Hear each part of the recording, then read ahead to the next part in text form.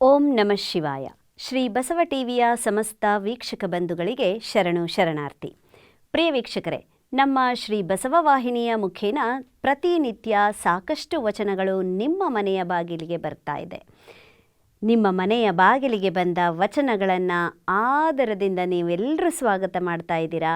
ಹಾಗೆ ಆ ವಚನದ ಸಾರವೇನು ಅನ್ನೋದನ್ನು ಕೌತುಕದಿಂದ ತಾವೆಲ್ಲರೂ ಆಲಿಸ್ತಾ ಇದ್ದೀರಾ. ಹಾಗೆ ಅವುಗಳನ್ನು ಅರ್ಥೈಸಿಕೊಳ್ತಾ ಅವುಗಳನ್ನು ಅಳವಡಿಸಿಕೊಂಡು ಇತರರಿಗೆ ಆಚರಿಸುವ ಮುಖೇನ ಮಾದರಿಯಾಗ್ತಿದ್ದೀರಾ ಅಂತ ಹೇಳ್ತಾ, ಸುಸ್ಥಿರ ಸಮಾಜದತ್ತ ಸಾಗುವಲ್ಲಿ ನಾವೆಲ್ಲರೂ ವಚನದ ಸಾರವನ್ನು ಆಲಿಸ್ತಾ, ಅರ್ಥೈಸುತ್ತಾ, ಅಳವಡಿಸಿಕೊಳ್ಳುತ್ತಾ, ಆಚರಣೆಗೆ ತರುತ್ತಾ, ಹಂಚುತ್ತಾ ಸಾಗೋಣ. ಪ್ರತಿನಿತ್ಯ ವಚನಗಳನ್ನು ಆಲಿಸೋಣ ಅಂತ ಹೇಳ್ತಾ ಇಂದಿನ ಈ ಕಾರ್ಯಕ್ರಮವನ್ನು ಆರಂಭಿಸೋಣ. ಇಂದಿನ ಈ ಕಾರ್ಯಕ್ರಮದಲ್ಲಿ ನಮ್ಮೆಲ್ಲರಿಗೂ ಯಾವ ಒಂದು ವಚನ ಮಾದರಿಯಾಗಿ ಬರ್ತಾ ಇದೆ, ಯಾವ ವಚನದ ಸಾರವನ್ನು ನಾವು ಅಳವಡಿಸ್ಕೊಳ್ಬೇಕಾಗಿದೆ, ವಚನದ ಸಾರದಿಂದ ಏನೆಲ್ಲ ಅನುಕೂಲಗಳಿದೆ ಅನ್ನೋದನ್ನು ನೋಡೋಣ ಬನ್ನಿ.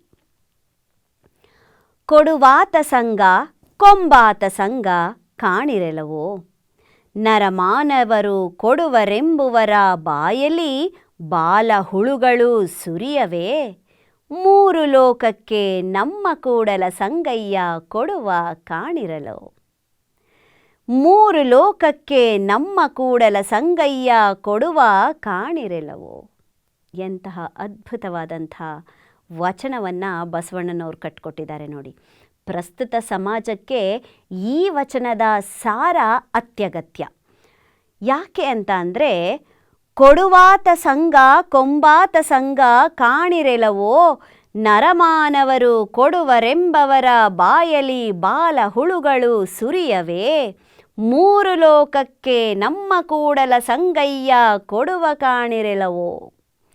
ಈ ಸಮಾಜದಲ್ಲಿ ಮನುಷ್ಯರನ್ನು ನೋಡಬೇಕು, ಅದರಲ್ಲೂ ಚುನಾವಣೆ ಸಂದರ್ಭದಲ್ಲಂತೂ ನೋಡಬೇಕು.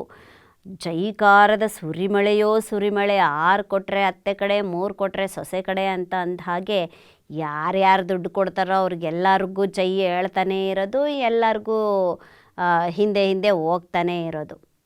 ಆದರೆ ಅದರ ಹಿಂದಿನ ಸತ್ಯತೆ ಎಷ್ಟರ ಮಟ್ಟಿಗಿದೆ ಅನ್ನೋದನ್ನು ಯಾರೂ ಅರಿತುಕೊಳ್ಳೋ ಪ್ರಯತ್ನ ಮಾಡೋದಿಲ್ಲ. ಈ ರಾಜಕೀಯದ ಉದಾಹರಣೆನೇ ತಗೊಳ್ಳೋದಾದರೆ, ಚುನಾವಣೆಯ ಸಂದರ್ಭದಲ್ಲಿ ಕ್ಯಾನ್ವಸ್ ಎಲ್ಲ ಮಾಡೋವಾಗ ಎಷ್ಟೆಲ್ಲ ಜನಗಳು ಎಲ್ಲ ಪಕ್ಷಗಳ ಕಡೆ, ಬೆಳಗ್ಗೆ ಬಂದು ಪಕ್ಷ ಚುನಾವಣೆ ಪ್ರಚಾರಕ್ಕಾಗಿ ಬಂದಿರುತ್ತೆ ಅಂತ ಅಂದರೆ ಅದೇ ಜನಗಳು ಆ ವ್ಯಕ್ತಿ ಹಿಂದೆ ಜೈ ಜೈ ಜೈ ಹೇಳ್ಕೊಂಡು ಬರ್ತಾ ಇರ್ತಾರೆ. ಈ ಪಕ್ಷದ ನಾಯಕ ನನಗೆ ಅಷ್ಟು ದುಡ್ಡು ಕೊಟ್ಟ, ಇಷ್ಟು ದುಡ್ಡು ಕೊಟ್ಟ ಅಂತ. ಮತ್ತು ಮಧ್ಯಾಹ್ನದ ಮೇಲೆ ಒಬ್ಬ ನಾಯಕ ಚುನಾವಣೆ ಪ್ರಚಾರಕ್ಕಾಗಿ ಬರ್ತಾನೆ. ನಾಯಕನಿಂದನೂ ಅದೇ ಜನ ಇರ್ತಾರೆ, ಅವನಿಗೂ ಜೈ ಜೈ ಜೈ ಅನ್ನೋದು. ಈ ನಾಯಕ ನಮಗೆ ಅಷ್ಟು ದುಡ್ಡು ಕೊಟ್ಟ, ಇಷ್ಟು ದುಡ್ಡು ಕೊಟ್ಟ ಅಂತ. ಮತ್ತು ಇನ್ನು ರಾತ್ರಿ ಆದರೆ ಒಬ್ಬ, ಸಂಜೆ ಆದರೆ ಒಬ್ಬ, ಹೀಗೆ ಪ್ರತಿಯೊಬ್ಬ ನಾಯಕರಿಂದೆಯೂ ಅದೇ ಜನ, ಅದೇ ಜೈಕಾರ. ಯಾಕೆ? ದುಡ್ಡು ಕೊಡ್ತಾ ಇದ್ದಾರೆ ಅಂತ. ಯಾರೋ ಏನೋ ಕೊಡ್ತಾ ಇದ್ದಾರೆ, ಯಾರಿಂದಲೋ ನನಗೇನೋ ಸಿಗ್ತಾ ಇದೆ ಅನ್ನೋದಕ್ಕಿಂತ ಅದು ಹೇಗೆ ಸಿಗ್ತಾ ಇದೆ, ಯಾವ ಕಾರಣಕ್ಕಾಗಿ ಸಿಗ್ತಾ ಇದೆ, ಅದು ನನಗೆ ಅವಶ್ಯಕತೆ ಇದೆಯಾ, ಅದನ್ನು ಯೋಚನೆ ಮಾಡೋದು ಅತ್ಯಂತ ಮುಖ್ಯವಾಗಿರುವಂಥ ವಿಚಾರ. ಯಾಕೆ ಅಂತ ಅಂದರೆ, ಹುಟ್ಟಿಸಿದಾತ ಶಿವ ಹುಲ್ಲು ಮೇಯಿಸದೇ ಇರ್ತಾನ ಅಂತ ನಾನೊಂದು ವಚನ ಹೇಳುವಾಗ ಹೇಳಿದ್ದೆ.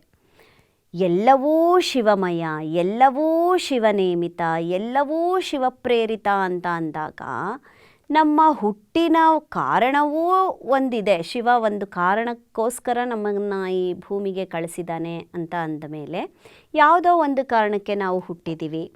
ಆ ಹುಟ್ಟಿನ ಸಾರ್ಥಕತೆ ನಾವು ಮೆರಿಬೇಕು ಅಂತ ಅಂದಾಗ ಶಿವಪ್ರೀತಿ, ಶಿವ ಸಂಪ್ರೀತವಾಗುವಂತಹ ಕಾಯಕಗಳನ್ನ ನಾವು ಮಾಡ್ತಾ ಹೋಗಬೇಕಾಗತ್ತೆ. ಅದನ್ನು ಬಿಟ್ಟು ನಾವು ಭೂಮಿಗೆ ಬಂದ ಉದ್ದೇಶ ಏನು, ನಮ್ಮ ಹುಟ್ಟಿನ ಉದ್ದೇಶ ಏನು, ಕಾರಣ ಏನು ಅನ್ನೋ ಅರಿವನ್ನು ನಾವು ಪಡ್ಕೊಳ್ಳೋ ಅಂಥ ಪ್ರಯತ್ನವನ್ನು ಕೂಡ ನಾವು ಮಾಡೋದಿಲ್ಲ. ಹುಟ್ಟಿದ ಮೇಲೆ ಬದುಕು ಸಾಗಿಸ್ತಾ ಹೋಗ್ತಾ ಇದ್ದೀವಿ. ಈ ಬದುಕು ಸಾಗ್ತಾ ಸಾಗ್ತಾ ಸಾಗ್ತಾ ಯಾವುದೋ ಒಂದು ರೂಪದಲ್ಲಿ ಒಂದಷ್ಟು ಜ್ಞಾನ ಸಂಪಾದನೆ ಅಂತ ಹೇಳಿ ವಿದ್ಯಾರ್ಥಿ ಜೀವನಕ್ಕೆ ಕಾಲಿಡ್ತೀವಿ. ವಿದ್ಯಾರ್ಥಿ ಜೀವನದಲ್ಲಿ ಏನೋ ಒಂದಷ್ಟು ಜ್ಞಾನವನ್ನು ಗಳಿಸ್ಕೊಂಡ್ವಿ ಅಂತ ಹೇಳಿ ಮುಂದೆ ಉದ್ಯೋಗ ಜೀವನಕ್ಕೆ ಕಾಲಿಡ್ತೀವಿ. ಉದ್ಯೋಗ ಜೀವನಕ್ಕೆ ಕಾಲಿಟ್ಟು ಯಾವುದೋ ಒಂದು ವ್ಯವಹಾರವೋ ಅಥವಾ ಯಾವುದೋ ಒಂದು ನೌಕರಿಯೋ ಏನೋ ಮಾಡ್ತಾ ಹಣವನ್ನು ಗಳಿಸ್ತಾ ಇರ್ತೀವಿ. ಹೀಗೆ ಗಳಿಸ್ತಿರ್ತೀವಿ, ದುಡಿತಾ ಇರ್ತೀವಿ, ಜೀವನ ಮಾಡ್ತಾ ಇರ್ತೀವಿ. ಇದಕ್ಕೆಲ್ಲ ಮೂಲ ಕಾರಣ ಯಾರು? ಆ ಶಿವ ಅನ್ನೋದನ್ನು ಮರೆತು ಬಿಡ್ತೀವಿ. ನಮ್ಮನ್ನು ಈ ಮಟ್ಟಕ್ಕೆ ತಂದಿದ್ದು ಯಾರು? ಈ ಮಟ್ಟಕ್ಕೆ ನಾವು ಬರಲಿಕ್ಕೆ ಕಾರಣ ಯಾರು? ಯಾವ ಕಾರಣಕ್ಕಾಗಿ ನಮ್ಮನ್ನು ಈ ಮಟ್ಟಕ್ಕೆ ತಂದರು ಅನ್ನೋದನ್ನೆಲ್ಲ ನಾವು ಮರೆತು ಬಿಟ್ಟು, ಎಂಥ ಮಾಲೀಕ ಸಿಕ್ಕ ನಮಗೆ, ಈ ಮಾಲೀಕ ನಮಗೆ ಎಷ್ಟು ಸಂಬಳ ಕೊಡ್ತಿದ್ದಾನೆ, ದುಡ್ಡು ಕೊಡ್ತಿದ್ದಾನೆ, ಇವನು ಚೆನ್ನಾಗಿರ್ಲಪ್ಪ, ದೇವರು ಇವನನ್ನು ಚೆನ್ನಾಗಿಟ್ಟಿರಲಿ, ಇವನೇ ನಮ್ಮ ಪಾಲಿನ ದೇವರು, ಇವನೇ ನಮಗೆ ಎಲ್ಲ ಅಂತ ಹೇಳಿ ಅವರಿಗೆ ನಾವು ದೇವರ ಪಟ್ಟ ಕಟ್ಟಿಬಿಡ್ತೀವಿ. ಈಗ ಪ್ರಸ್ತುತ ಸಮಾಜದಲ್ಲಿ ಜನಗಳು ದೇವಾನುದೇವತೆಗಳನ್ನು ಪೂಜೆ ಮಾಡ್ತಾ ಇರೋದು ಹೀಗೆ ಬಂದಿದ್ದೆ, ಇದೇ ರೀತಿ ಆಚರಣೆಗೆ ಬಂದಿದ್ದೆ ಈ ದೇವಾನುದೇವತೆಗಳ ಆಚರಣೆ, ಆರಾಧನೆ ಎಲ್ಲವೂ. ಸಾಮಾನ್ಯ ಮನುಷ್ಯರಂತೆ, ನಮ್ಮ ನಿಮ್ಮ ಹಾಗೆ ಸಾಮಾನ್ಯ ಮನುಷ್ಯರಂತೆ ಹುಟ್ಟಿದಂತಹ ರಾಮ, ಕೃಷ್ಣ ಇತ್ಯಾದಿ ಇತ್ಯಾದಿ ಇತ್ಯಾದಿ ದೇವರುಗಳು ತದನಂತರದಲ್ಲಿ ಒಂದಾನೊಂದು ರೀತಿಯಲ್ಲಿ ಅವರು ಅಂತ್ಯವನ್ನು ಕೂಡ ಕಾಣ್ತಾರೆ. ನಮ್ಮಾಗೆ ಹುಟ್ಟಿದಂಥವರು, ನಮ್ಮಾಗೆ ಬೆಳೆದಂಥವರು, ನಮ್ಮಾಗೆ ಬಾಲ್ಯವನ್ನು ಅನುಭವಿಸಿದವರು, ನಮ್ಮಾಗೆ ಯೌವನವನ್ನು ಅನುಭವಿಸಿದವರು, ವಿವಾಹದ ಜಂಜಾಟಕ್ಕೆ ಸಿಲುಕಿದವರು, ಸಾಕಷ್ಟು ರೀತಿಯಲ್ಲಿ ಸಾಮಾನ್ಯ ಮನುಷ್ಯರ ಜೀವನವನ್ನೇ ಮಾಡಿಕೊಂಡು ಬಂದಂಥವರು ಒಂದು ಕಾಲಘಟ್ಟದ ನಂತರದಲ್ಲಿ ಅವರು ದೇವಾನುದೇವತೆಗಳಾಗಿ ಗುಡಿಗೋಪುರಗಳಲ್ಲಿ ನೆಲೆಸಿದ್ದಾರೆ ಅಂತ ಅಂದರೆ ಅದಕ್ಕೆ ಏನು ಕಾರಣ? ಇದೇ ಕಾರಣ. ನಮ್ಮ ಮಾಲೀಕ ಎಂಥ ಉದಾರಿ, ಅವನು ಎಷ್ಟೊಂದು ಸಂಬಳ ಕೊಡ್ತಿದ್ದಾನೆ ನಮಗೆ, ಅವನು ದೇವರಿದ್ದ ಹಾಗೆ ನಮ್ಮ ಪಾಲಿಗೆ, ಅವನೇ ದೇವರು ಅಂತ ಜನ ಇವಾಗೇನು ಹೇಳ್ತಿದ್ದಾರೆ. ಅದೇ ರೀತಿ ದ್ವಾಪರ ಯುಗದಲ್ಲಿ, ತ್ರೇತಾಯುಗದಲ್ಲಿ, ಸತ್ಯಯುಗದಲ್ಲಿ, ಹೀಗೆ ಎಲ್ಲ ಯುಗದಲ್ಲೂ ಕೂಡ ಮನುಷ್ಯರಾಗಿ ಹುಟ್ಟಿದವರು ತಮಗೆ ಯಾರು ಸಹಕಾರವನ್ನು ನೀಡ್ತಾರೆ, ಸಹಾಯವನ್ನು ನೀಡ್ತಾರೆ, ಅವರನ್ನು ದೇವರು ದೇವರು ದೇವರು ಅಂತ ಹೇಳಿ ಮನುಷ್ಯರನ್ನು ದೇವರುಗಳನ್ನಾಗಿ ಮಾಡಿಬಿಟ್ರು. ಆದರೆ ದೇವ ಅನ್ನೋ ಪರಿಕಲ್ಪನೆಯನ್ನು ಮರೆತು ದೇವರು, ದೇವತೆ, ದೇವಾನುದೇವತೆಗಳು ಅನ್ನೋವಂಥ ಪಟ್ಟವನ್ನು ಇಟ್ಕೊಂಡು ಅವುಗಳನ್ನು ಆರಾಧನೆ ಮಾಡೋಕ್ಕೆ ಶುರು ಮಾಡಿದ್ರು. ಆದರೆ ಒಂದು ವಿಚಾರ ನೆನಪಿರಬೇಕು ವೀಕ್ಷಕರೇ, ನಮಗೆ ನಾವು ಯಾರನ್ನ ದೇವರು ಅಂತ ಪೂಜೆ ಮಾಡ್ತಾ ಇದ್ದೀವೋ ಪ್ರಸ್ತುತದಲ್ಲಿ, ಅದೇ ದೇವಾನುದೇವತೆಗಳು ಅವರೂ ಕೂಡ ಅವರ ಕಷ್ಟ ಕಾರ್ಪಣ್ಯದಲ್ಲಿ ಕೈ ಜೋಡಿಸಿ ಬೇಡಿದ್ದನ್ನು ನಾವು ಕೇಳಿದ್ದೀವಿ, ನೋಡಿದ್ದೀವಿ, ಓದಿದ್ದೀವಿ. ಹಾಗಾದರೆ ಅವರು ಯಾರನ್ನು ಬೇಡ್ತಾ ಇದ್ರು, ಅವರು ಯಾರಿಗೆ ಕೈ ಜೋಡಿಸಿದ್ರು, ಅದನ್ನು ನಾವಿಲ್ಲಿ ಗಮನಿಸಬೇಕಾಗಿದೆ. ಅದೇ ಅಗೋಚರ ಶಕ್ತಿ. ಆ ಅಗೋಚರ ಶಕ್ತಿಯೇ ಸತ್ಯದ ದೈವ ಪರಿಕಲ್ಪನೆ. ಆ ದೈವ ಪರಿಕಲ್ಪನೆಯನ್ನು ಮರೆತು ನಾವು ದೇವಾನುದೇವತೆಗಳನ್ನೇ ದೇವ ಅಂತ ಅಂದ್ಕೊಂಡು ಆರಾಧಿಸ್ತಾ ಇದ್ದೀವಿ. ಅದು ತಪ್ಪು. ಎಲ್ಲರಿಗೂ ಒಬ್ಬನೇ ದೇವ, ಅವನೇ ನಿರಾಕಾರಿ, ಅಗೋಚರಿ, ಹುಟ್ಟು ಸಾವುಗಳಿಲ್ಲದವನು, ತಂದೆ ತಾಯಿಗಳಿಲ್ಲದವನು, ಬಂಧು ಬಳಗ ಯಾರ ಬಂಧನಕ್ಕೂ ಒಳಗಾಗದವನು, ಪ್ರಕಾಶಮಾನವಾದಂಥ ಜ್ಯೋತಿಯ ಸ್ವರೂಪದಲ್ಲಿ ಅನುಭವಕ್ಕೆ ಸಿಲುಕುವವನು, ಅವನೇ ದೇವ, ಶಿವ. ಆ ಶಿವನೊಬ್ಬನನ್ನು ಹೊರತುಪಡಿಸಿ ಉಳಿದೆಲ್ಲವೂ ಕೂಡ ದೇವತೆಗಳು ನಮ್ಮ ನಿಮ್ಮ ಹಾಗೆ ಹುಟ್ಟಿದಂಥವರು. ಈ ಒಂದು ವರ್ಗ ಏನಿದೆ, ಈ ದೇವತೆಗಳು ಕೊಟ್ಟಿದ್ದನ್ನು ಅಥವಾ ಸಹಾಯ ಮಾಡಿದ್ದನ್ನು ನಾವೆಲ್ಲ ನೆನ್ಕೊಂಡು, ಅಪ್ಪ ದೇವರು, ನನ್ನ ಪಾಲಿನ ದೇವ್ರು ನೀನೇ, ನೀನು ಕೊಟ್ಟಿದ್ದ ಈ ಭಿಕ್ಷೆಯಿಂದ ನನ್ನ ಜೀವನ ಹಿಂಗೆ ಸಾಗ್ತಾ ಇದೆ ಅಂತ ನಾವು ಅವರನ್ನು ಬೇಡ್ಕೋತೀವಿ, ಆರಾಧಿಸ್ತೀವಿ, ಪಾದಪೂಜೆ ಮಾಡ್ತೀವಿ, ಏನೆಲ್ಲ ಮಾಡ್ತೀವಿ. ಆದರೆ ಅದಕ್ಕೆ ಕಾರಣ ಏನು? ಆತ ನಮಗೆ ಕೊಡಬೇಕು ಅಂದರೆ ಪ್ರೇರೇಪಿಸಿದ್ದು ಯಾರು? ಅದೆಲ್ಲವೂ ಶಿವಪ್ರೇರಿತ, ಶಿವಕೃಪೆ. ಅದಿದ್ದಾಗ ಮಾತ್ರ ಆ ವ್ಯಕ್ತಿ ನಮಗೆ ಕೊಡಲಿಕ್ಕೆ ಸಾಧ್ಯ. ಕೆಲವೊಮ್ಮೆ ನೋಡಿ, ಬೀದಿಯಲ್ಲಿ ಸಾಕಷ್ಟು ಬಡ ಜನಗಳು ಹೋಗ್ತಾ ಇರ್ತಾರೆ, ಭಿಕ್ಷುಕರು ಹೋಗ್ತಾ ಇರ್ತಾರೆ, ಅಂಗವಿಕಲರು ಹೋಗ್ತಾ ಇರ್ತಾರೆ. ನಿಮಗೆ ಸಂಬಳ ಕೊಡೋ ಅಂಥ ಆ ಮಾಲೀಕ, ನಿಮಗೆ ದೇವರಾಗಿ ಕಾಣುವಂತಹ ಆ ಮಾಲೀಕ ಅದೇ ಬೀದಿ ಬದಿಯಲ್ಲಿ ಹೋಗ್ತಾ ಇರಬೇಕಾದ್ರೆ ಅವರಿಗೆ ಯಾಕೆ ಆತ ಸಹಾಯ ಮಾಡ್ತಾ ಇಲ್ಲ? ನಿಮಗೆ ಕಟ್ಟಿಕೊಟ್ಟಂಥ ಜೀವನವನ್ನು ಅವರಿಗೆ ಯಾಕೆ ಕಟ್ಟಿಕೊಡೋ ಅಂಥ ಪ್ರಯತ್ನ ಮಾಡ್ತಾ ಇಲ್ಲ? ಯಾಕೆ? ಅಲ್ಲಿ ಶಿವಪ್ರೇರಣೆ ಇಲ್ಲ. ಆ ಶಿವಪ್ರೇರಣೆ ಇದ್ದಾಗ ಮಾತ್ರ ಅವನಿಂದ ವಿನಿಮಯ ಆಗಲಿಕ್ಕೆ ಸಾಧ್ಯ, ಇಲ್ಲ ಅಂದರೆ ಸಾಧ್ಯವಾಗೋದಿಲ್ಲ. ಅಂದರೆ ಅಲ್ಲಿಗೆ ನಾವು ತಿಳ್ಕೋಬೇಕಾಗಿರೋದು ಯಾರು? ಕೊಡುವಾತನೂ ಅವನೇ, ಕೊಂಬಾತನೂ ಅವನೇ. ಕೊಡೋನು ಅವನೇ, ತಗೊಳ್ಳೋನು ಅವನೇ. ಒಂದು ಕಾಲದಲ್ಲಿ ಸಕಲ ಸಂಪತ್ತನ್ನೂ ಕೊಟ್ಟು ವೈಭೋಗ ಜೀವನವನ್ನು ನೀನು ಮಾಡು ಅಂತ ಹೇಳಿ ನಮ್ಮನಿಗೆ ಕಳಿಸ್ಕೊಟ್ಟ ಅಂತ ಅಂದು, ಆ ವೈಭೋಗ ಸಿರಿ ಸಂಪತ್ತಲ್ಲಿ ನಾವು ಅವನನ್ನೇ ಮರೆತು ನಮ್ಮ ಜೀವನವನ್ನು ನಾವು ಮಾಡ್ತಾ ಇರಬೇಕಾದ್ರೆ, ಯಾವುದೋ ಒಂದು ಸಂದಿಗ್ಧ ಪರಿಸ್ಥಿತಿನಲ್ಲೋ ಅಥವಾ ಯಾವುದೋ ಒಂದು ಸಂದರ್ಭದಲ್ಲೋ ನಮಗಿದ್ದಂಥ ಸುಖ ಸಂಪತ್ತು ಸಿರಿ ಎಲ್ಲ ನಾಶವಾಯಿತು ಅಂತ ಅಂದಾಗ ಅದೆಲ್ಲದಕ್ಕೂ ಕಾರಣ ಯಾರು? ಆಗಲೂ ಅವನೇ ಕಾರಣ. ಕೊಟ್ಟ ಅಂತ ಹೊಗಳೋದಾಗಲಿ, ಕಿತ್ಕಂಡ ಅಂತ ತೆಗಳೋದಾಗಲಿ ಮಾಡಬಾರ್ದು. ಪ್ರತಿಯೊಂದಕ್ಕೂ ಒಂದು ಕಾರಣವಿದೆ ಅನ್ನೋ ಹಿನ್ನೆಲೆಯನ್ನು ನಾವು ಅರ್ಥಕೋಬೇಕು. ಯಾಕೆ ಹೀಗಾಗಿರಬಹುದು? ಯಾವ ಒಂದು ಪಾಪ ಪುಣ್ಯಗಳ ಲೆಕ್ಕಾಚಾರದಲ್ಲಿ ಈ ರೀತಿಯ ಒಂದು ಹಂಚಿಕೆ ಆಗಿದೆ ಅನ್ನೋದನ್ನು ನಾವು ಅರ್ಥಕೋಬೇಕಾಗತ್ತೆ. ಆಗ ಮಾತ್ರ ಈ ಕೊಟ್ಟಾತ ಕೊಂಬಾತ ಯಾರು ಅನ್ನೋದನ್ನು ನಾವು ತಿಳ್ಕೊಬೋದು. ಹಾಗೆ ನರಮಾನವರು ಕೊಡುವರೆಂಬುವರ ಬಾಯಲ್ಲಿ ಬಾಲಹುಳಗಳು ಸುರಿಯವೇ. ನಾನು ಹೇಳಿದೆ ಆಗಲೇ, ಕೊಡೋನು ಅವನೇ, ಕಿತ್ಕೊಳ್ಳೋನು ಅವನೇ ಅಂತ.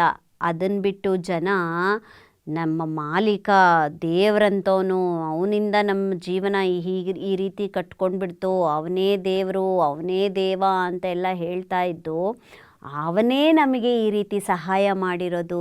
ಅವನಿಲ್ಲ ಅಂದಿದ್ರೆ, ನಮ್ಮ ಮಾಲೀಕ ಇಲ್ಲ ಅಂದಿದ್ರೆ ನಾವಿಷ್ಟೊತ್ತಿಗೆ ಏನಾಗ್ಬಿಡ್ತಿದ್ವೋ ಏನೋ, ಅವನು ಕೊಟ್ಟ ಕೆಲಸದಿಂದ ನಮ್ಮ ಜೀವನ ನಡೀತಾ ಇದೆ ಈ ರೀತಿ ಹೇಳುವಾಗ, ಅಂಥವರ ಬಾಯಲ್ಲಿ ಬಾಲ ಹುಳಗಳು ಸುರಿಯವೇ ಅಂತ ಹೇಳ್ತಾ ಇದ್ದಾರೆ. ಕೊಟ್ಟೋನು ಯಾರು? ನೇರ ಮೂಲ ಯಾರು?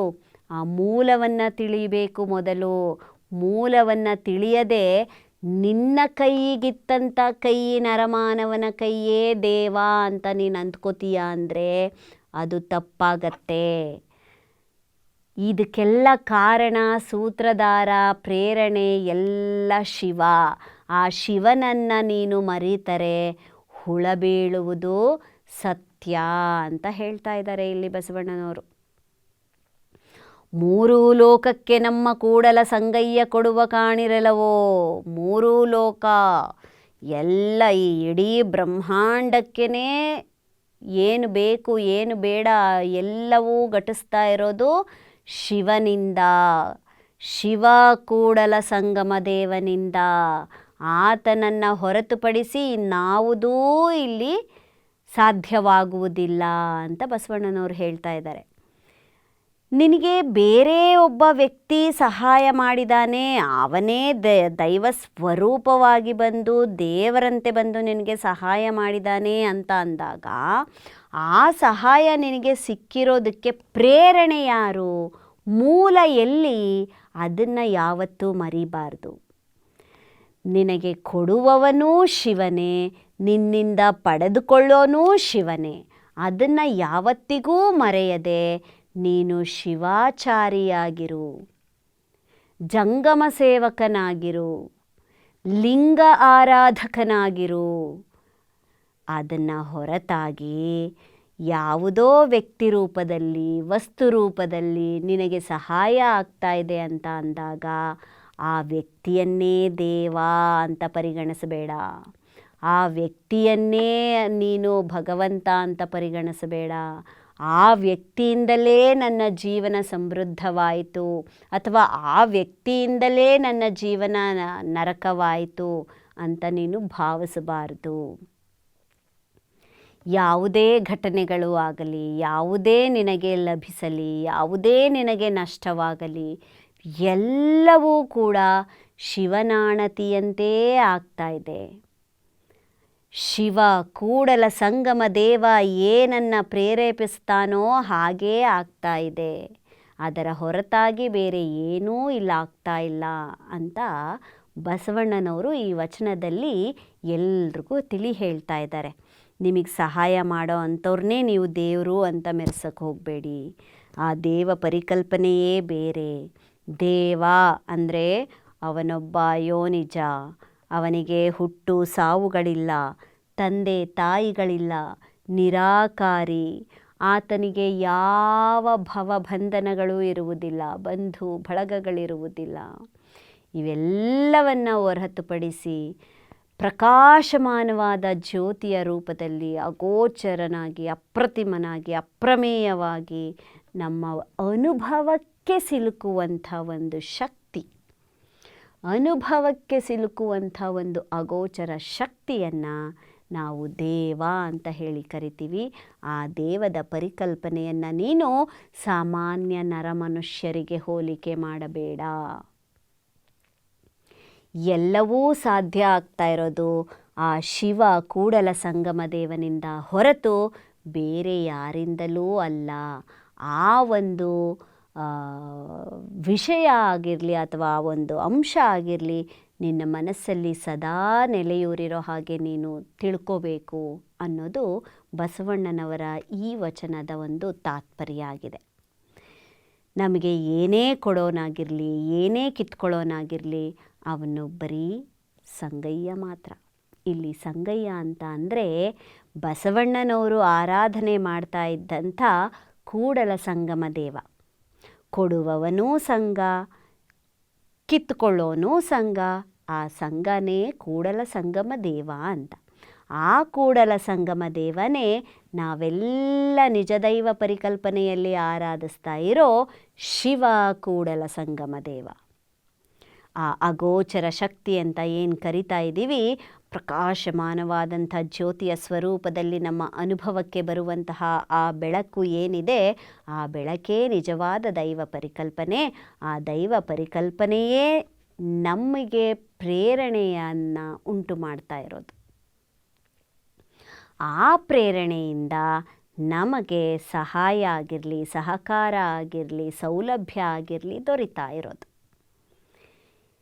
ಈ ಸಹಾಯ, ಸೌಲಭ್ಯ, ಸಹಕಾರ ಈ ಎಲ್ಲವನ್ನ ನಮಗೆ ಯಾರು ಕೊಡ್ತಾ ಇದ್ದಾರೋ ಅವರು ಶಿವಪ್ರೇರಿತರಾಗಿ ಕೊಡ್ತಾ ಇದ್ದಾರೆ.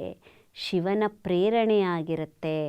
ನಿನ್ನಿಂದ ಅವನಿಗೆ ಈ ರೀತಿಯ ಸಹಾಯ, ಸಹಕಾರ, ಸೌಲಭ್ಯಗಳು ಸಿಗಬೇಕಾಗಿದೆ ಅನ್ನೋದು ಶಿವಪ್ರೇರಿತ. ಆ ಶಿವಪ್ರೇರಿತವನ್ನು ಮೂಲವನ್ನು ನೀನು ಕಡೆಗಣಿಸಿ ನಿನ್ನ ಕೈಗಿತ್ತ ಸಹಾಯ ಹಸ್ತವನ್ನೇ ನೀನು ಗಟ್ಟಿಯಾಗಿ ಹಿಡಿದುಕೊಂಡು ದೇವತೆ, ದೇವ, ದೇವರು ಅಂತ ನೀನು ಆರಾಧಿಸ್ತಾ ಇದೀಯ ಅಂದಾಗ ಅದು ತಪ್ಪಾಗತ್ತೆ. ಮೂಲ ಯಾವುದು ಅದನ್ನು ನೀನು ಮರಿಬಾರ್ದು ಅನ್ನೋದನ್ನು ಬಸವಣ್ಣನವರು ಈ ವಚನದಲ್ಲಿ ಕಟ್ಕೊಟ್ಟಿದ್ದಾರೆ. ಹಾಗಾಗೇ ಹಿಂದೆ ಜೀತದಾಳು ಪದ್ಧತಿ ಇತ್ತು. ಜೀತದಾಳು ಪದ್ಧತಿಯಲ್ಲಿ ಜಮೀನಿನ ಮಾಲೀಕ ಏನಿದ್ದ, ಜಮೀನ್ದಾರ ಏನಿದ್ದ, ಇನ್ನೊಂದು ಬಡ ಕುಟುಂಬದ ಜಮೀನನ್ನು ಅಥವಾ ಯಾವುದೋ ಒಂದು ರೂಪದಲ್ಲಿ ಸಾಲವನ್ನು ಕೊಟ್ಟು ಏನೋ ಒಂದು ಜಮೀನನ್ನು ಅಡವಿಟ್ಕೊಂಡು ಅಥವಾ ಸಾಲವನ್ನು ಕೊಟ್ಟು ಏನೋ ಒಂದು ಉಪಕಾರವನ್ನು ಮಾಡ್ತಾಯಿದ್ದೀನಿ ಕಷ್ಟದ ಸಮಯದಲ್ಲಿ ಅಂತ ಹೇಳಿ ಸಹಾಯವನ್ನು ಮಾಡ್ತಾಯಿದ್ರು. ಅಂತಹ ಸಂದರ್ಭದಲ್ಲಿ ಸಹಾಯವನ್ನು ಪಡೆದುಕೊಂಡಂಥ ಕುಟುಂಬ ಸಹಾಯ ಮಾಡಿದ ವ್ಯಕ್ತಿಗೆ ಮತ್ತೆ ಆ ಸಾಲವನ್ನು ತೀರಿಸೋದಕ್ಕೆ ಆಗದೇ ಇದ್ದಂಥ ಸಂದರ್ಭದಲ್ಲಿ ತನ್ನ ಮಕ್ಕಳನ್ನು ಅಥವಾ ತನ್ನ ಹೆಂಡತಿಯನ್ನು ಅಥವಾ ತಾನೇ ಸ್ವತಃವಾಗಿ ಹೋಗಿ ಆ ಮನೆಯಲ್ಲಿ ಜೀತದಾಳಾಗಿ ದುಡಿಬೇಕಾಗಿತ್ತು, ಕೂಲಿ ಮಾಡಬೇಕಿತ್ತು. ಅದು ಸಂಬಳವಿಲ್ಲದೆ ಬರೀ ಉಂಬಳಕ್ಕಾಗಿ ಸಂಬಳವೆಲ್ಲ ಸಾಲ ತೀರಿಸೋದ್ರ ಕಡೆಗೆ ಹೋಗ್ತಾ ಇರ್ತಿತ್ತು. ಇದು ವಂಶಪಾರಂಪರ್ಯವಾಗಿ ಬೆಳ್ಕೊಂಡು ಹೋದ್ರೂ ಕೂಡ ಆ ಸಾಲ ತೀರ್ತಾ ಇಲ್ಲ, ಜೀತದಾಳು ಪದ್ಧತಿಗೆ ಮುಕ್ತಿ ಸಿಗ್ತಾ ಇಲ್ಲ ಅನ್ನೋ ರೀತಿ ಸಾಗ್ತಾ ಇತ್ತು. ಹೀಗಿದ್ದಂಥ ಸಂದರ್ಭದಲ್ಲಿ ಕೊಡುವಾತನೇ ದೇವ ಅಂತ ನೀನು ಹೇಗೆ ಹೇಳ್ತೀಯಾ? ಪ್ರತಿಯೊಂದರ ಹಿಂದೆ ಶಿವಪ್ರೇರಿತ ಅನ್ನೋದಿರುತ್ತೆ ಅಲ್ವಾ? ನಿನಗೆ ಸಹಾಯ ಹಸ್ತ ಚಾಚಿದವನು ಯಾವ ಉದ್ದೇಶಕ್ಕಾಗಿ ಸಹಾಯ ಹಸ್ತ ಚಾಚಿದ್ದಾನೆ, ಅದರಿಂದ ಏನೆಲ್ಲ ಅನುಕೂಲಗಳಿದೆ ಅಥವಾ ಅನ್ಯಾಯಗಳಿಗೆ ನೀನು ಒಳಗಾಗ್ತಿದೆಯಾ, ಹೇಗೆ, ಅದೆಲ್ಲದರ ಒಂದು ಆಲೋಚನೆ ನಿನ್ನಲ್ಲಿರಬೇಕು.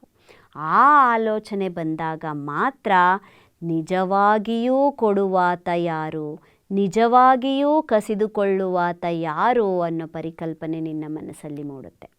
ಅಲ್ಲಿವರೆಗೂ ನಿಜದೈವ ಪರಿಕಲ್ಪನೆ ನಿನ್ನ ಮನಸ್ಸಲ್ಲಿ ಬಂದಿಲ್ಲ ಅಂದಾಗ, ಅಥವಾ ಕಾಣುವ ಹಸ್ತವೇ ನನಗೆ ದೊರೆತಂಥ ಸಹಾಯ ಹಸ್ತವೇ ದೇವರು ಅಂತ ನೀನು ಯಾವಾಗ ಅಂದ್ಕೊಳ್ಳೋಕೆ ಶುರು ಮಾಡ್ತೀಯಾ, ಅಲ್ಲಿವರೆಗೂ ಕೂಡ ನಿನಗೆ ನಿಜದೈವ ಪರಿಕಲ್ಪನೆ ಸಿಗೋದಿಲ್ಲ. ಮತ್ತು ನಿನಗೆ ಸಿಕ್ಕಂಥ ಎಲ್ಲ ಏನು ಸೌಲಭ್ಯ ಆಗಿರ್ಬೋದು, ಸಹಾಯ ಆಗಿರ್ಬೋದು, ಸಹಕಾರ ಆಗಿರ್ಬೋದು, ಇವೆಲ್ಲವೂ ಕೂಡ ಯಾವ ಮೂಲದಿಂದ ನಿನಗೆ ಲಭಿಸ್ದು ಅನ್ನೋದು ಕೂಡ ನಿನಗೆ ಅರಿವಾಗೋದಿಲ್ಲ. ಕೆಲವೊಮ್ಮೆ ನಮಗೆ ಎಲ್ಲೂ ಬೇಡದೆ, ಎಲ್ಲೂ ಯಾಚಿಸದೆ ತಂತಾನೇ ಸಹಾಯ ಸೌಲಭ್ಯಗಳು ಸಾಗಿ ಬರ್ತಾ ಇದೆ, ನಮ್ಮನ್ನು ಸೇರ್ಕೋತಾ ಇದೆ, ಸಹಾಯ ಸೌಲಭ್ಯಗಳು ಸುಲಭವಾಗಿ ಸಿಗ್ತಾ ಇದೆ, ನಾವು ಯಾರನ್ನೂ ಏನೂ ಕೇಳಿಲ್ಲ ಅಂತ ಅಂದಾಗ, ಆಗ ನೀವು ಯೋಚನೆ ಮಾಡಿ, ಯಾರು ನಮಗೆ ಈ ಸಹಾಯ ಮಾಡಲಿಕ್ಕೆ ಮುಂದಾದರು, ಹೇಗೆ ಮುಂದಾದರು, ಯಾರು ಅವ್ರನ್ನ ಪ್ರೇರೇಪಿಸಿದ್ದು, ನಾನು ಕಷ್ಟದಲ್ಲಿದ್ದೀನಿ, ನನಗೀಗ ಸಹಾಯದ ಅಗತ್ಯತೆ ಇದೆ ಅಂತ ಅವ್ರಿಗೆ ಹೇಗೆ ಗೊತ್ತಾಯಿತು, ಅದನ್ನೆಲ್ಲ ಯೋಚನೆ ಮಾಡಿದಾಗ ನಮಗೆ ಮೂಲ ತಿಳಿಯುತ್ತೆ. ಆಗ ಮಾತ್ರ ಕೊಡುವಾತನೂ ಅವನೇ, ಕೊಂಬುವಾತನೂ ಅವನೇ ಅನ್ನೋದು ನಮಗೆ ಗೊತ್ತಾಗುತ್ತೆ. ಆ ಪರಿಕಲ್ಪನೆಯನ್ನು ನಾವು ಪರಿಪೂರ್ಣವಾಗಿ ಅರ್ಥ ಮಾಡಿಕೊಳ್ಳದೆ, ನರಮಾನವರು, ಹುಲುಮಾನವರು ನಮಗೆ ಸಹಾಯ ಮಾಡ್ತಿದ್ದಾರೆ, ನಮಗೆ ಏನೆಲ್ಲ ಬೇಕು ಅದನ್ನು ಒದಗಿಸಿಕೊಡ್ತಾ ಇದ್ದಾರೆ, ಅವರಿಂದ ನಮ್ಮ ಜೀವನ ಸಮೃದ್ಧವಾಯಿತು ಅಂತ ಅಂದ್ಕೊಂಡ್ರೆ ಅನ್ನೋರ ಬಾಯಲ್ಲಿ ಹುಳ ಬೀಳತ್ತೆ ಅಂತ ಬಸವಣ್ಣನವರು ಎಷ್ಟು ನಿಷ್ಠೂರವಾಗಿ ಹೇಳ್ತಾ ಇದ್ದಾರೆ ನೋಡಿ. ಬಸವಣ್ಣನವರೇ ಅಷ್ಟು ನಿಷ್ಠೂರವಾಗಿ ಅಂಥವರ ಬಾಯಲ್ಲಿ ಹುಳಗಳು ಸುರಿಯುತ್ತವೆ ಅಂತ ಹೇಳ್ತಾ ಇದ್ದಾರೆ ಅಂತ ಅಂದರೆ, ಹುಳ ಬರದೇ ಇರುತ್ತಾ ಅಂಥವ್ರ ಬಾಯಲ್ಲಿ ಅಂತ ಅವ್ರು ಹೇಳ್ತಾ ಇದ್ದಾರೆ ಅಂತ ಅಂದರೆ, ಶಿವಪ್ರೇರಿತ, ಶಿವನಿಚ್ಛೆ ಇಲ್ಲದೆ ಏನೂ ಆಗಲ್ಲ ಅನ್ನೋದನ್ನು ಬಸವಣ್ಣನವರು ಎಷ್ಟರ ಮಟ್ಟಿಗೆ ನಂಬಿದ್ರು ಮತ್ತು ಅನುಭವಿಸಿದ್ರು ಅನ್ನೋದನ್ನು ನಾವು ಈ ವಚನದಲ್ಲಿ ನಾವು ನೋಡಬಹುದಾಗಿದೆ. ಹಾಗಾಗಿ ಬಸವಾದಿ ಶರಣರು ಕಟ್ಟಿಕೊಟ್ಟಂತಹ ಎಲ್ಲ ವಚನಗಳು ಕೂಡ ಅನುಭವದಿಂದ ಬಂದಂಥದ್ದೇ. ಅಲ್ಲಿ ಯಾವುದೂ ಕಲ್ಪಿತ ಇಲ್ಲ, ಎಲ್ಲ ತಮ್ಮ ಅನುಭವಕ್ಕೆ ಬಂದಂಥದ್ದು, ತಮ್ಮ ಅನುಭವದಿಂದ ಬಂದಂಥದ್ದು.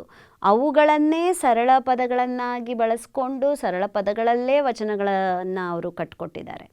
ಅಂತಹ ವಚನಗಳಲ್ಲಿರುವಂತಹ ಸಾರ ಎಷ್ಟು ಮೌಲ್ಯಭರಿತವಾದದ್ದು ಅನ್ನೋದನ್ನು ನಾವು ತಿಳ್ಕೊಬೇಕಾಗತ್ತೆ. ಈ ಒಂದು ವಚನದಿಂದ ನಮಗೆ ಗೊತ್ತಾಗುತ್ತೆ ನಮ್ಮ ಸಂಪೂರ್ಣ ಹಿಡಿತ, ನಮ್ಮ ಸಂಪೂರ್ಣ ಹತೋಟಿ ಇರೋದು ಆ ಕಾಣದ ಅಗೋಚರ ಶಕ್ತಿಯ ಕೈಯಲ್ಲಿ ಮಾತ್ರ. ಆ ಕಾಣದ ಅಗೋಚರ ಶಕ್ತಿಯೇ ಶಿವ. ಆ ಶಿವನಿಂದ ಮಾತ್ರ ಏನು ನಮಗೆ ಬೇಕು ಅದನ್ನು ಕೊಡಲಿಕ್ಕೆ ಸಾಧ್ಯ. ನಮಗೆ ಯಾವುದು ಬೇಕು, ಯಾವುದು ಬೇಡ ಎಲ್ಲವನ್ನ ನಿರ್ಧಾರ ಮಾಡೋನು ಆ ಶಿವ. ಶಿವ ನಿರ್ಧಾರಿತ, ಶಿವ ನೇಮಿತ, ಶಿವ ಆಣತಿಯಂತೆ ಮಾತ್ರ ನಮ್ಮ ಬದುಕು ಸಾಗುತ್ತೆ ಹೊರತು ಯಾರೋ ನರಮಾನವರಿಂದ ನಮ್ಮ ಬದುಕು ಸಾಗ್ತಾ ಇದೆ ಅಂತ ಯಾರಾದರೂ ಅಂದ್ಕೊಂಡಿದ್ರೆ ಅದು ತಪ್ಪು ಪರಿಕಲ್ಪನೆ. ಹಿಂದೆ ಅದನ್ನು ತಿದ್ಕೊಳ್ಳೋ ಅಂಥ ಪ್ರಯತ್ನವನ್ನು ಮಾಡಬೇಕು ಅನ್ನೋದನ್ನು ಈ ವಚನ ನಿಮಗೆ ಅರ್ಥೈಸುತ್ತೆ. ಕೊಡುವಾತ ಸಂಘ ಕೊಂಬಾತ ಸಂಘ ಕಾಣಿರೆಲವೋ, ನರಮಾನವರು ಕೊಡುವರೆಂಬುವರ ಬಾಯಲಿ ಬಾಲ ಹುಳುಗಳು ಸುರಿಯವೇ, ಮೂರು ಲೋಕಕ್ಕೆ ನಮ್ಮ ಕೂಡಲ ಸಂಗಯ್ಯ ಕೊಡುವ ಕಾಣಿರೆಲವೋ ಅಂತ ಅವರು ಹೇಳ್ತಾ ಇದ್ದಾರೆ ಅಂತ ಅಂದರೆ, ಬಸವಣ್ಣನವರ ಅನುಭವ ಮತ್ತು ಅನುಭವ ಇದರಲ್ಲಿ ಎದ್ದು ಕಾಣುತ್ತೆ. ಬಸವಣ್ಣನವರಿಗೆ ಶಿವ ಒಂದು ಕಾಲದಲ್ಲಿ ವೈಭೋಗದ ಜೀವನವನ್ನೇ ಕೊಟ್ಟ. ವೈಭೋಗದ ಜೀವನವನ್ನು ಕೊಟ್ಟು ಆ ವೈಭೋಗ ಅನ್ನೋದು ನಿಸ್ಸಾರ, ಏನೂ ಇಲ್ಲ, ಅದು ನಶ್ವರ ಅನ್ನೋದನ್ನು ಅನುಭವಕ್ಕೆ ತಂದುಕೊಟ್ರು. ಅದರ ಅನುಭವವಾದ ಮೇಲೆ ಅನುಭವ ಮಂಟಪವನ್ನು ಸ್ಥಾಪಿಸಿ ಸಾಮಾನ್ಯ ಮನುಷ್ಯರಂತೆ ತಾನು ಬದುಕಬೇಕೆಂಬ ಬದುಕನ್ನು ಕಟ್ಟಿಕೊಂಡ್ರು. ಅದು ಕೂಡ ಶಿವಪ್ರೇರಿತವೇ. ಶಿವನ ಆಣತಿ ಹೇಗಿದೆಯೋ ಆ ಸೂತ್ರಧಾರ, ಶಿವಸೂತ್ರಧಾರ ಹೇಗೆ ನಡೆಸ್ತಾ ಇದ್ದಾನೋ ಹಾಗೆ ಬಸವಣ್ಣನವರು ಇಲ್ಲಿ ನಡ್ಕೊಳ್ತಾ ಹೋಗ್ತಾರೆ. ಅದಕ್ಕೆ ಅವ್ರು ಹೇಳೋದು, ಆ ಶಿವ, ಬಸವಣ್ಣನವ್ರು ಹೇಳ್ಬೋದಿತ್ತು, ಬಿಜ್ಜಳ ಮಹಾರಾಜ ನನಗೆ ಭಂಡಾರಿ ಪದವಿಯನ್ನು ಕೊಟ್ಟಿದ್ದಾರೆ, ಮಂತ್ರಿ ಪದವಿಯನ್ನು ಕೊಟ್ಟಿದ್ದಾರೆ, ನಾನು ಅರಮನೆಯಲ್ಲಿ ಕೆಲಸ ಮಾಡಿಕೊಂಡು ನಾನು ಉನ್ನತವಾದಂಥ ಹುದ್ದೆಯಲ್ಲಿತ್ಕೊಂಡು ವೈಭೋಗದ ಜೀವನವನ್ನು ನಾನು ಮೆರಿಬಹುದು ಅಂತ ಅವ್ರು ಇರ್ಬೋದಿತ್ತು, ಬಿಜ್ಜಳ ಕೊಟ್ಟ ಅಂತ. ಆದರೆ ಬಸವಣ್ಣನವ್ರನ್ನ ನೋಡಿ, ಒಂದು ಹಂತದಲ್ಲಿ ಆ ಶಿವ ನನ್ನ ಮೇಲೆ ಕೃಪೆ ತೋರಿ ಈ ರೀತಿಯ ವೈಭೋಗದ ಜೀವನದ ಸುಖವನ್ನು ಅನುಭವಿಸುವಂತ ಕೊಟ್ಟಿದ್ದಾನೆ. ಆದರೆ ಕಾಲಾನಂತರದಲ್ಲಿ ಈ ರೀತಿಯ ವೈಭೋಗದ ಜೀವನವೇ ಅಲ್ಲ, ಅದೊಂದು ನಶ್ವರ, ಕ್ಷಣಿಕ ಅಷ್ಟೇ. ನಿಜವಾದ ಜೀವನದ ಸಾರವೇ ಬೇರೆ. ಸಾಮಾನ್ಯ ಜನರ ಜೀವನದಲ್ಲಿ ತೆರೆದುಕೊಳ್ಳೋ ಅಂಥ ಮಜಲುಗಳು ಏನಿದೆ, ಆ ಎಲ್ಲ ಮಜಲುಗಳ ಅನುಭವವಾದಾಗ ಒಂದು ಪರಿಪೂರ್ಣವಾದ ಜೀವನದ ಚಿತ್ರಣವನ್ನು ನಾವು ಅನುಭವಿಸಬಹುದು. ಆ ಪರಿಪೂರ್ಣತೆಯನ್ನು ನಾವು ಪಡ್ಕೋಬೇಕು ಅಂತ ಅಂದಾಗ ಸಾಮಾನ್ಯ ಜೀವನದ ಒಂದು ಪರಿಕಲ್ಪನೆ ನಮ್ಮಲ್ಲಿರಬೇಕು. ಅಂತಹ ಒಂದು ಪರಿಕಲ್ಪನೆಯೂ ಬಸವಣ್ಣನವರಲ್ಲಿ ಮೂಡಲಿ ಅಂತ ಶಿವ ತನ್ನ ಒಂದು ಇಚ್ಛೆಯಂತೆ ಸಾಮಾನ್ಯ ಬದುಕನ್ನು ಜೀವಿಸುವಂತಹ ಒಂದು ಅವಕಾಶವನ್ನು ಬಸವಣ್ಣನವರಿಗೆ ಕೊಟ್ಟರು. ನೋಡಿ, ಅಲ್ಲಿ ಮಂತ್ರಿಯಾಗಿದ್ದಂಥ ಬಸವಣ್ಣ ಸಾಮಾನ್ಯ ಮನುಷ್ಯನಾಗಿ ಅನುಭವ ಮಂಟಪದಲ್ಲಿ ಶರಣ ಜೀವನವನ್ನು ಅವರು ನಡೆಸ್ತಾ ಬಂದರು. ಶರಣರಲ್ಲೂ ಕೂಡ ಸರಳ ಜೀವನವನ್ನು ಅವರು ನಡೆಸ್ತಾ ಬಂದರು. ಆವಾಗ ಅವರು ಹೇಳೋದಿಷ್ಟೇ, ಎಲ್ಲವನ್ನ ಕೊಡ್ತಾ ಇರೋದು, ಎಲ್ಲವನ್ನ ಮಾಡ್ತಾ ಇರೋದು ಶಿವ ಅಷ್ಟೇ. ಶಿವನಾಣತಿಯಂತೆ ನಡೀತಾ ಹೋಗ್ತಾ ಇದೆ. ಆ ಕಾಣದ ಶಿವ ಎಲ್ಲರನ್ನ ಸೂತ್ರಧಾರನಂತೆ ಆಡಿಸ್ತಾ ಇದ್ದಾನೆ. ನಾವೆಲ್ಲರೂ ಪಾತ್ರಧಾರಿಗಳೇ ಹೊರತು ನಮಗೆ ನಾವೇ ಸ್ವಯಂ ಇಚ್ಛೆಯಿಂದ ಏನನ್ನೂ ಮಾಡಲು ಸಮರ್ಥರಲ್ಲ ಅನ್ನುವಂಥ ಸತ್ಯವನ್ನು ಬಸವಣ್ಣನವರು ಕಂಡುಕೊಂಡ್ರು. ಅವರು ಕಂಡುಕೊಂಡಂಥ ಸತ್ಯ, ಅನುಭವದ ರೂಪವೇ ಈ ವಚನ ಆಗಿದೆ. ಈ ವಚನವನ್ನು ಕೇಳೋದ್ರ ಮುಖೇನ ನಾವು ಕೂಡ ನಮ್ಮ ಸುತ್ತಲಿನ ಜನರಿಗೆ ದೇವರ ಪಟ್ಟವನ್ನು ಕಟ್ಟುವ ಬದಲು ಕಾಣದ ಅಗೋಚರ ಶಕ್ತಿ ಏನಿದೆ ಆ ಶಿವನೇ ನಮ್ಮೆಲ್ಲರನ್ನೂ ನಡೆಸುವಾತ, ಸೂತ್ರಧಾರ. ಅವನ ಪ್ರೇರಣೆ ಇಲ್ಲದೆ ಯಾವ ಕೆಲಸವೂ ಸಾಗದು. ನಾವು ಮಾಡ್ತಾ ಇರೋವಂಥ ಪ್ರತಿ ಕೆಲಸವೂ ಕೂಡ ಶಿವನ ಪ್ರೇರಣೆಯಿಂದಲೇ ಸಾಗ್ತಾ ಇದೆ ಅನ್ನೋದನ್ನು ಅರಿತುಕೊಂಡು ಈ ವಚನವನ್ನು ನಾವು ಇತರರಿಗೂ ಕೂಡ ಹೇಳ್ತಾ ನಾವು ಬದುಕನ್ನು ಕಟ್ಕೊಳ್ಬೇಕಾಗಿದೆ. ನಮಗೆ ಏನೇ ಲಭಿಸ್ತಾ ಇರಲಿ, ನಮ್ಮ ಜೀವನದಲ್ಲಿ ಏನೇ ಘಟಿಸ್ತಾ ಇರಲಿ, ಜೀವನಕ್ಕೆ ಏನೇ ಬರಲಿ, ಏನೇ ಹೋಗಲಿ, ಎಲ್ಲವೂ ಕೂಡ ಶಿವನಿಂದಲೇ ಆಗ್ತಾ ಇದೆ. ಶಿವನೇ ಇದಕ್ಕೆಲ್ಲ ರೂವಾರಿ ಅನ್ನೋದನ್ನು ಮನಗಾಣಬೇಕು. ಆಗ ದ್ವೇಷ, ಅಸೂಯೆ, ಮತ್ಸರಗಳನ್ನು ನಾವು ಸುಲಭವಾಗಿ ತೊಡೆದು ಹಾಕ್ಬೋದು. ಯಾರೋ ಮನುಷ್ಯ ನನಗೆ ಹೀಗೆ ಮಾಡ್ದ, ಇವನ್ಯಾರೋ ನನ್ನ ಸಮಕಾಲೀನ ನನಗೆ ಹೀಗೆ ಮಾಡ್ದ, ಇವನಿಂದ ನನ್ನ ಜೀವನ ಹೀಗಾಯಿತು, ಅವನಿಂದ ನನ್ನ ಜೀವನ ಹೀಗಾಯಿತು, ಅವನಿಲ್ದಿದ್ರೆ ಹೀಗಿರ್ತಿತ್ತು, ಅವನಿದ್ದಿದ್ರೆ ಹೀಗಿರ್ತಿತ್ತು, ಈ ರೀತಿ ನಾವು ಅಂದ್ಕೊಳ್ಳೋ ಬದಲು ಏನೆಲ್ಲ ಘಟಿಸಿದೆ, ಏನೆಲ್ಲ ಆಗಿದೆ, ಏನೆಲ್ಲ ಆಗ್ತಾ ಇದೆ, ಮುಂದೆ ಏನು ಆಗಬೇಕಾಗಿದೆ, ಎಲ್ಲದಕ್ಕೂ ಕೂಡ ಶಿವನೇ ಕಾರಣ. ಅವನು ಹೇಗೆ ನಡೆಸ್ತಾ ಇದ್ದಾನೋ ಹಾಗೆ ನಾವು ನಡೀತಾ ಇದ್ದೀವಿ. ಅವನು ಏನು ಕಾಯಕವನ್ನು ನಮ್ಮಿಂದ ಮಾಡಿಸ್ತಾ ಇದ್ದಾನೋ ಆ ಕಾಯಕವನ್ನೇ ನಾವು ಮಾಡ್ತಾ ಇದ್ದೀವಿ.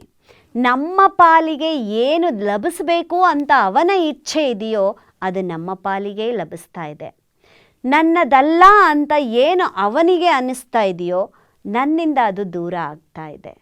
ಅಷ್ಟು ಬಿಟ್ಟರೆ ಇಲ್ಲಿ ಶಿವನ ಆಣತಿಯಂತೆ ನಡೆಯುತ್ತೆ ಹೊರತು ಬೇರೆ ಯಾವ ವ್ಯಕ್ತಿಯಿಂದಲೂ ಜೀವನವನ್ನು ರೂಪಿಸೋದು ಸಾಧ್ಯ ಇಲ್ಲ ಅನ್ನೋದು ಈ ವಚನ ನಮಗೆ ಮನವರಿಕೆ ಮಾಡಿಕೊಡುತ್ತೆ.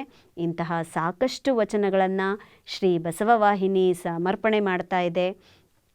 ಬಸವವಾಹಿನಿಯಲ್ಲಿ ಪ್ರಸಾರವಾಗುವಂಥ ಎಲ್ಲ ಕಾರ್ಯಕ್ರಮಗಳನ್ನು ತಾವು ವೀಕ್ಷಿಸಿ, ಅದರಲ್ಲೂ ಕೂಡ ಬಸವಾದಿ ಶರಣರು ರಚಿಸಿರುವಂತಹ ಈ ವಚನಗಳ ಮೌಲ್ಯವನ್ನು, ಸಾರವನ್ನು ತಾವೆಲ್ಲರೂ ಸವಿಬೇಕು, ಅರ್ಥೈಸ್ಕೋಬೇಕು. ಅರ್ಥೈಸ್ಕೊಂಡಿದ್ದನ್ನು ಅಳವಡಿಸಿಕೊಂಡಿದ್ದನ್ನು ಆಚರಣೆಗೆ ತಂದುಕೊಂಡು, ಆಚರಣೆಗೆ ತಂದದ್ದನ್ನು 10 ಜನಕ್ಕೆ ಹಂಚಿಕೊಂಡು ನಾವೆಲ್ಲ ಸುಖ ಜೀವನವನ್ನು ಸಾಗಿಸೋಣ, ಸಮಾಜವನ್ನು ಸುಸ್ಥಿರತೆಯತ್ತ ನಡೆಸೋಣ ಅಂತ ಹೇಳ್ತಾ ಇಂದಿನ ಈ ಸಂಚಿಕೆಯನ್ನು ಇಲ್ಲಿಗೆ ಮುಗಿಸ್ತಾ ಇದ್ದೀನಿ. ಮತ್ತೊಂದು ಸಂಚಿಕೆಯಲ್ಲಿ ಮಗದೊಂದು ವಚನವನ್ನು ಹೊತ್ತು ನಿಮ್ಮ ಮನೆಗೆ ಬರ್ತೀನಿ. ಅಲ್ಲಿವರೆಗೂ ನಿರಂತರವಾಗಿ ನೋಡ್ತಾ ಇರಿ ಶ್ರೀ ಬಸವ ಟಿವಿ. ಇದು ಸಂಸ್ಕಾರದ ಬೆಳಕು. ಶರಣು ಶರಣಾರ್ಥಿ.